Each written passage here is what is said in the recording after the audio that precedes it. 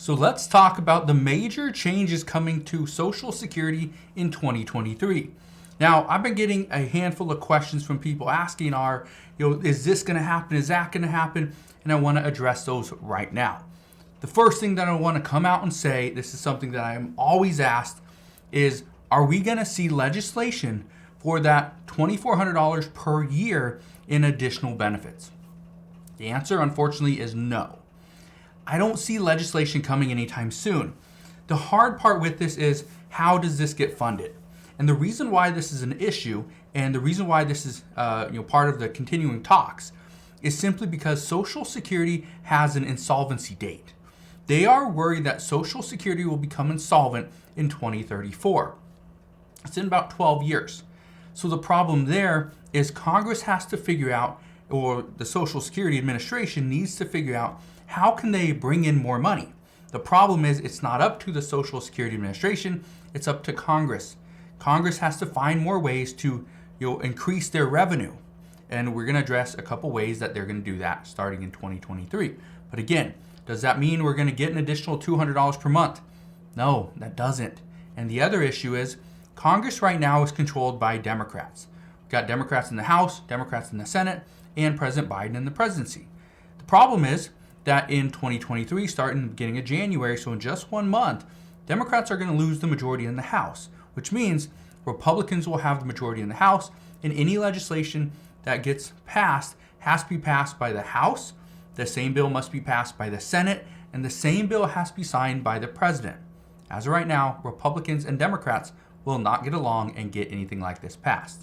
So that's the first thing that I want to address. And if you hear any stories about any additional assistance or something that you just want me to look into, comment down in the comment section. Let me know that, hey, I saw this, or I read this report, or I heard from this person that this may be coming. Is this true? And I promise I will look into it. So that's the first thing I want to address. The next thing is the cost of living adjustment. This is a major change. This is the biggest increase we have seen to the cost of living adjustment since 1981. This is when Social Security recipients, and forgive me when I say we, I have never collected Social Security. I hope to when I'm at the right age. Maybe it's going to be 67, but I don't know. We'll see.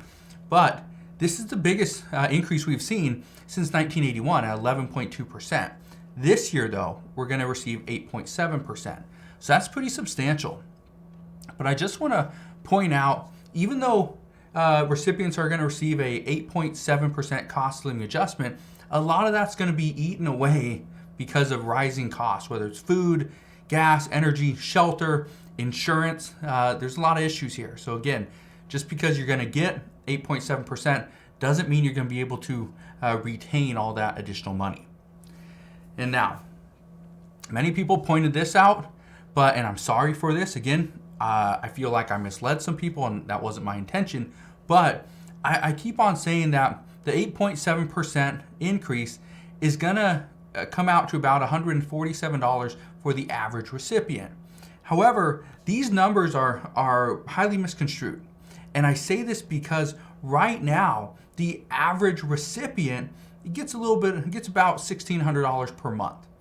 And I've been pointing this out multiple times, is that that's the average, but that's not the majority of people.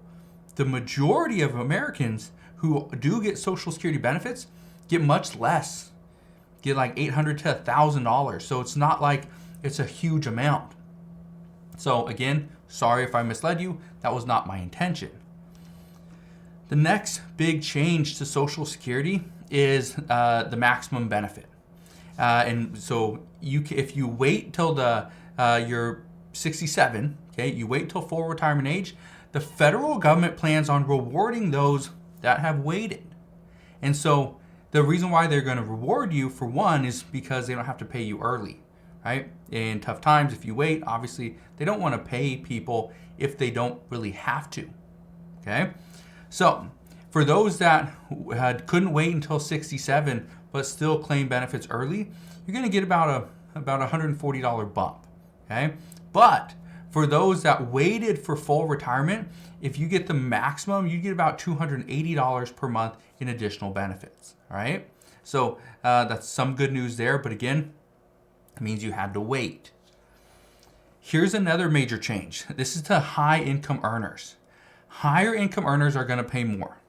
And I've talked about this before. I've talked about how this is potentially one of those things that President Biden said, you know what, we can't do that. This is exactly what we're talking about.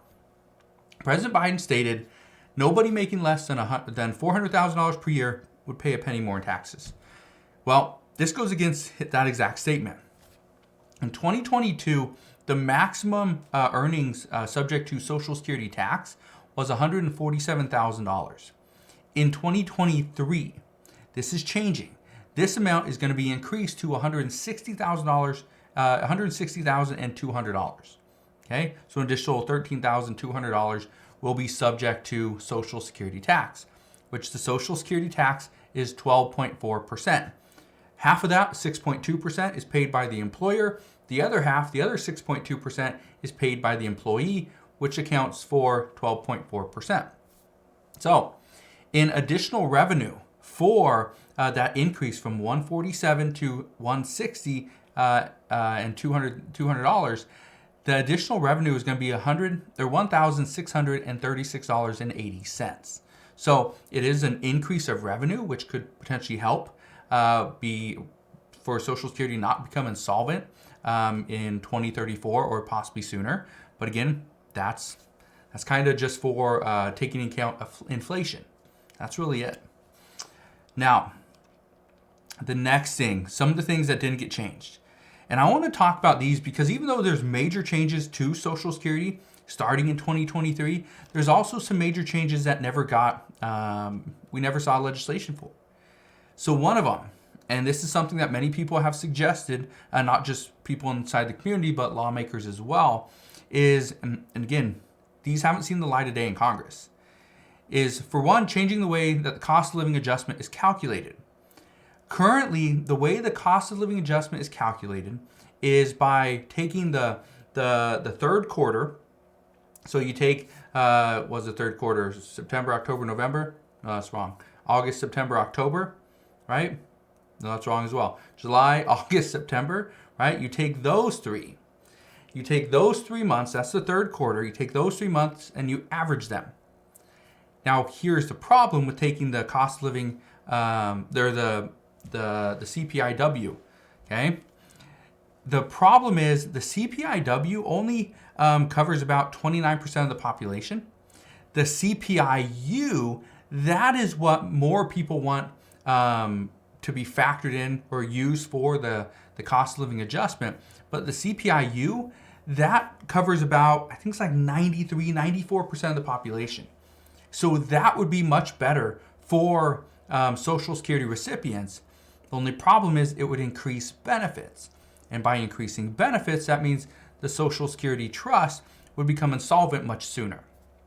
So that's one of the things that has been discussed multiple times. However, we haven't seen legislation see the light of day in Congress. So the reason I bring that up is because that's still part of the conversation. Once we see inflation go down, we could potentially see the CPIW get switched to the CPIU as far as calculating the cost of living adjustment. But that probably won't happen until 2025 or potentially later. So we'll see, but I will keep you updated if we get any new information on that.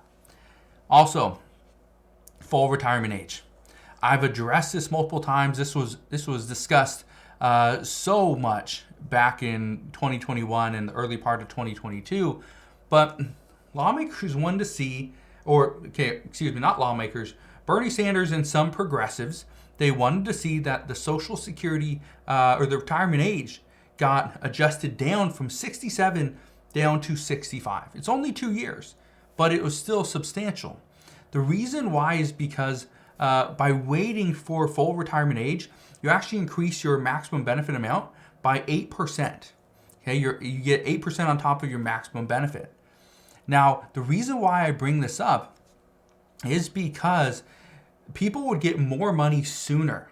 So if you're already 67, 70, 75, whatever, collecting Social Security, that wouldn't change at all. However, there's a large group of people from 65 to 67 that want to claim their benefits early, but they actually get a reduced amount.